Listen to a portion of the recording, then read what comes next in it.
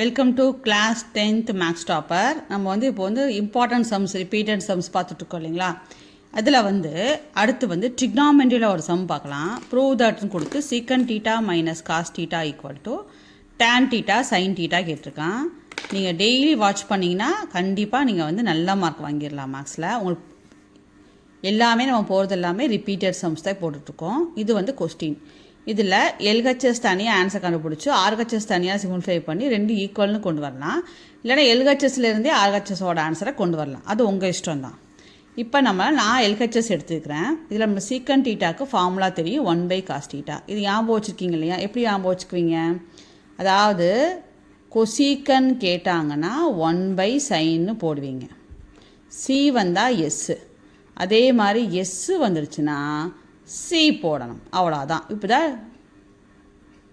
Trick. Cosecant C வந்தால் S போடுங்க, S வந்தால் சி போடுங்க, அவ்வளோதான். அப்போ இங்கே சீக்கன் இருக்குது. So 1/cos theta minus cos theta. இப்போ காஸ் டீட்டாவும் இன்ட்டு காஸ் டீட்டா என்ன ஆயிரும்? காஸ் ஸ்கொயர் டீட்டா ஆயிருமா பை காஸ் டீட்டா. அதாவது என்ன பண்ணியிருக்கோம்? எல்சிஎம் எடுத்திருக்கோம்.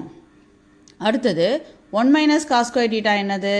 Sign square theta. Sine square theta by sine theta. இப்போ இந்த சைன் ஸ்கொயர் டீட்டாவில் ரெண்டு சைன் டீட்டா இருக்குது. அதை ரெண்டாக பிரிச்சுக்கிறோம். இப்போ sine theta by cos theta into sine theta by எதுவுமே எல்லாம் ஒன்றுன்னு அர்த்தம். சரியா? இப்போ sine theta by cos theta நம்மளுக்கு என்னென்னு தெரியும்? Tan theta into sine theta. இப்போ என்ன வந்துருச்சு பாருங்கள்? ஆர்ஹெச்எஸ். நம்மளோட பயணம் எல்ஹெச்எஸ்லேருந்து ஆர்ஹெச்ஐ நோக்கி போகிறனால இதில் பார்த்துக்கொண்டு நீங்கள் ரைட் ஆன்சர் என்ன டேன் டீட்டா வருது. டேன் டீட்டானா என்ன அர்த்தம்? சைன் பை காஸ் தான் டேன். அப்போ இதுலேருந்து எப்படி சைன் பை காசை பிரிக்கணும்னு அந்த ஆன்சரை வச்சு நீங்கள் கண்டுபிடிக்கணும். இல்லை எங்களுக்கு இப்படிலாம் வராது, எங்களுக்கு அப்படிலாம் இங்கே போய் எங்களுக்கு யோசனை பண்ண வராது அப்படின்னா இப்போ இங்கே வர ஆன்சரு இப்போ sine square theta by cos டீட்டான்னு வந்துருச்சுல்ல, இது அப்படியே இருக்கட்டும். இது எல்ஹெச்எஸ் அப்படியே நிறுத்திடுங்க. அடுத்து ஆர்ஹெச்எஸ் எடுங்க. ஆர்ஹெச்எஸ் எடுத்திங்கன்னா டேன் டீட்டா சைன் டீட்டா இருக்குது. டேன் டீட்டா என்ன படித்தோம்? Sine theta by cos theta into இந்த சைன் டீட்டா. அப்போ என்ன வந்துடும்? Sine square theta by cos theta.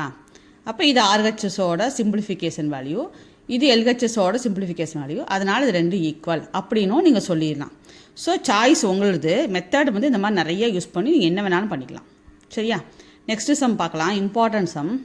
Find the sum ஆஃப்னு கொடுத்துருக்கான். இது என்ன number? Natural number. Natural number 1லேருந்து ஸ்டார்ட் ஆகுது. ஸோ ஃபார்முலா என்ன? Sn = n × n+1/2. இதுதான் sum of natural number formula.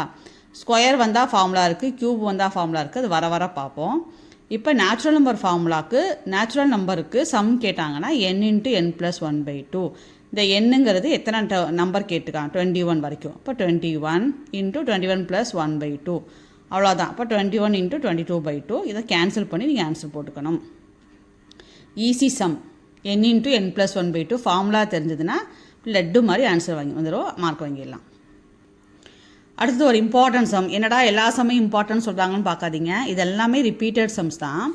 Find the equation அப்படின்னு கொடுத்துட்டு நம்ம ஈக்குவேஷன் கண்டுபிடிக்கணும். கரெக்டாக? ஹூஸ் இன்டர்செப்ட்னு கொடுத்துட்டான். இதுதான் இங்கே க்ளூ. இன்டர்செப்ட்னாவே இதுதான் ஃபார்முலா. x/a + y/b = 1. ஏன்னா நம்ம கோஆர்டினேட் ஜாமெட்ரியை பொறுத்த வரைக்கும் ஈக்குவேஷனுக்கு 4-5 ஈக்குவேஷனுக்கு ஃபார்முலா இருக்குது. ஆனால் அதனால் கன்ஃபியூஸ் ஆகாமல் இருக்கிறதுக்கு இந்த இன்டர்செப்ட்டுங்கிற வார்த்தையை பார்த்துட்டிங்கன்னா இந்த ஃபார்முலா தான் போடணும். x/a + y/b = 1. ஏன்னா இன்டர்செப்டாக அந்த x அண்ட் ஒய்னா எக்ஸோட இன்டர்செப்ட் ஃபஸ்ட்டு வர வேல்யூ, ஒய்யோட இன்டர்செப்ட் செகண்ட் வர வேல்யூ. அதாவது எக்ஸோட இன்டர்செப்ட் a, ஒய்யோட இன்டர்செப்ட் b. அதனால தான் a = 4, b = -6. கரெக்டாக? அப்போ ஏயை தூக்கி 4 போட்டோம், பியை தூக்கி -6 போகிறோம்.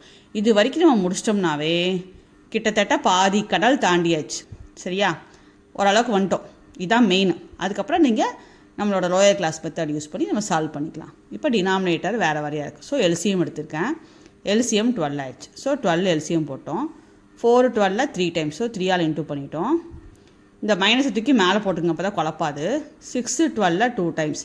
இந்த சைனை தப்பு பண்ணிடுவீங்க. ப்ளஸ் இன்ட்டு மைனஸ், அப்போ மைனஸ் தான் நடுவில் வரும். = 1. இந்த 12 தூக்கி அந்த சைட் போடுங்க. இப்போ எல்லாத்தையும் ஒரே சைடு கொண்டு வந்தால் ஈக்குவல் என்ன போட்டுக்கலாம்? 0 இஸ் த ரெக்வயர்ட் ஈக்குவேஷன். அவ்வளோதாங்க. ஓகேவா?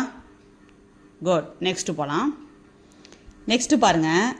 த லென்த் ஆஃப் த டேஞ்சன் கொடுத்துட்டான். ஃப்ரம் த சர்க்கிள், அதாவது சென்டர் ஆஃப் த சர்க்கிள்லேருந்து 25 cm அவேன்னு கொடுத்துட்டான். இந்த லென்த் கொடுத்துட்டான் 1 இது வந்து நம்ம ஜாமெண்ட்ரிலே இந்த இது படிச்சிருக்கோம் இல்லையா, ஹைபாத்தனஸ் ஸ்கொயர் வந்து பித்தாகரஸ் தியரம் தெரியும், அதில் படிச்சிருக்கோம். ஜாமெண்ட்ரிலே இந்த கான்செப்ட் யூஸ் பண்ணியிருப்போம். ஸோ பித்தாகரஸ் தியரம் யூஸ் பண்ணி என்ன போடுவோம், ஹைபாத்தனஸ் ஸ்கொயர் ஈக்குவல் டு இதான் ஹைபாத்தனஸ் இல்லையா, இதான் லென்த் ஜாஸ்தியாக. அப்போ ஹைபாத்தனஸ் ஸ்கொயர் ஈக்குவல் டு, ஏன்னா இது வந்து 90 டிகிரி, ஸோ இதான் ஹைபாத்தனஸ். அப்போ சம் ஆஃப் த அதர் 2 சைடோட ஸ்கொயருக்கு ஈக்குவலாக இருக்கும்னு நம்ம ஹைபாத்தனஸ் ரூல்ஸ் படிச்சிருப்போம். ஸோ இந்த ட்ரையாங்கிளில் அப்போ இதுதான் ஹைபாத்தனஸ். அப்போ 25 square equal to 24 square plus இது என்னது ரேடியஸ், அப்போ ஆர் போட்டுக்குங்க. அப்போ 24 ஸ்கொயர் ப்ளஸ் ஆர் ஸ்கொயர். இப்போ 24 ஸ்கொயர் நம்மளுக்கு தெரியும், தெரியலன்னா இன்டூ பண்ணுங்கள். 24 × 24 போட்டு சைடில் இன்டூ பண்ணுங்கள்.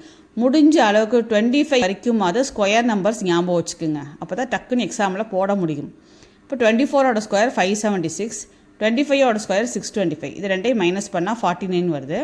அப்போ r equal to plus or minus √49, இது வந்து ரேடியஸுக்குனால ப்ளஸில் தான் வரும். So r equal to 7 centimetre மட்டும்தான் பாசிபிள். இதுதான் ரேடியஸ் ஆஃப் த சர்க்கிள்.